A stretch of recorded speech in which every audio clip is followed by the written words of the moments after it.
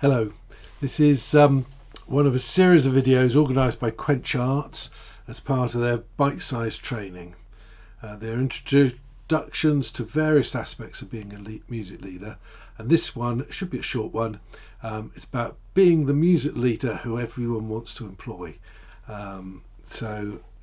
Hopefully it's useful tips. It's a topic we've covered every year on New Horizons for 20 years. There are some notes, but I'll just go through them and give you a few prompts. So I think the bottom line is don't be annoying. So take care of the basics: timekeeping, reliability, making sure you're prepared, your equipment, read your contract, making sure it knows what you said. This is something that I've heard Nick from Quench say quite a few times. When you first approach an organisation, for goodness sake, look at their website, find out what you can. Do not waste their time asking basic questions that you could suss out for yourself by looking at their website for 5 minutes. They love you to ask questions about the organisation, but ask things that aren't already covered and what the information they share. And until you've been a manager, you probably won't understand how annoying it is when people don't reply to communication. Communicate. Not that now. That doesn't mean sending an email every 5 minutes, but clear, concise communication when relevant. And when someone sends you a text message or an email, get back quickly. And even if you are having a horrendous time in your life, and the manager emails you, just get back saying, things in utter chaos at the moment, I will look at this and at that moment put it in your diary. It should be easy with diaries on our phones and things. Put it in your diary to make sure that you do go back. I think when people get a bit overwhelmed, you can forget about emails and they're in a long list, and I'm quite good at flagging emails and keeping track of them, but people that operate everything on a phone, that's harder because you can't see everything. So just find a way that works for you to make sure that you don't forget to get back on those emails. It's if you can, it's often quicker to do it quickly, straight away.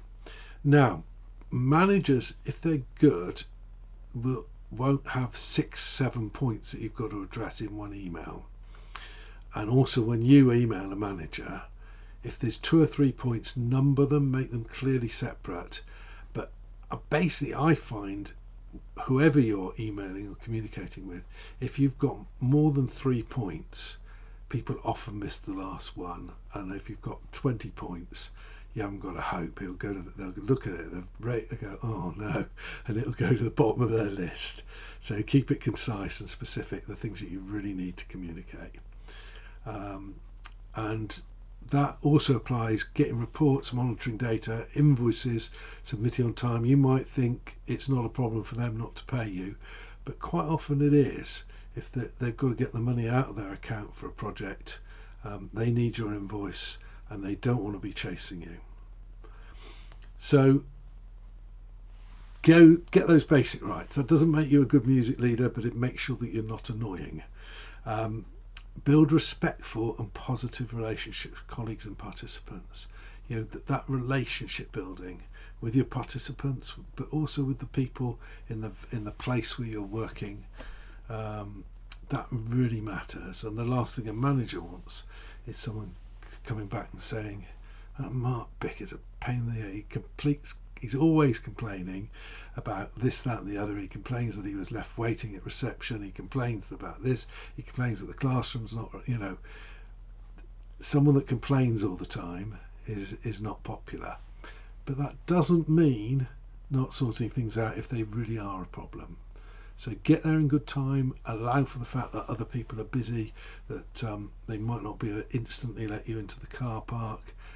So allow for those things that the school receptionists are often on the phone about an ill child or a safeguarding issue, or 101 things can happen that means they can't instantly let you into the school, and you just have to wait like everybody else. And prisons, they're the worst for having to wait, and you just have to wait, and you have to allow for that in your planning. And it's hard. I get, every time I go into the school that I go into every week, I get impatient if I'm left waiting for ages. But it doesn't help if I get wound up with the receptionist, and now she's, she'll I know how to sign myself in. She'll buzz me in through the door. I'll go and find my lanyard in the cupboard because I know where it is, and because she trusts me, it all gets a bit easier. So obviously then the tough and difficult thing to make sure that you're employed and everyone wants you is to be brilliant at what you do. Now there's a truth that if you are absolutely brilliant, if every venue that you go for, the people on the ground there, the head teacher or the head of the unit, and the kids or young people or adults that you work with just love you and love what you do, you can probably get away with things. You can get away with not getting your invoicing on time. And through my life as a manager, there have been music leaders who have been in a pain in the neck, and we've kind of coped with them because they've been absolutely brilliant. But unless you are streets ahead of everybody else, you're working on thin ice, and would always prefer the person that's both brilliant and organised. And yeah, so don't neglect being brilliant, because it really, really matters, but don't just depend on it. Keeping your own music making alive. If you are loving and enjoying your musical life and you're not bitter about missed opportunities, and however modest it is, it doesn't matter. If you have something that is alive about your music making, that'll come into the way that you deliver your sessions. And if you've got an attitude of always learning, I've been doing this, and 1984 I first started doing paid work. I was doing voluntary work, and I was working a decade before that from the age of 14 as a private teacher, and I'm still learning. I'm still learning every day, and I get things wrong.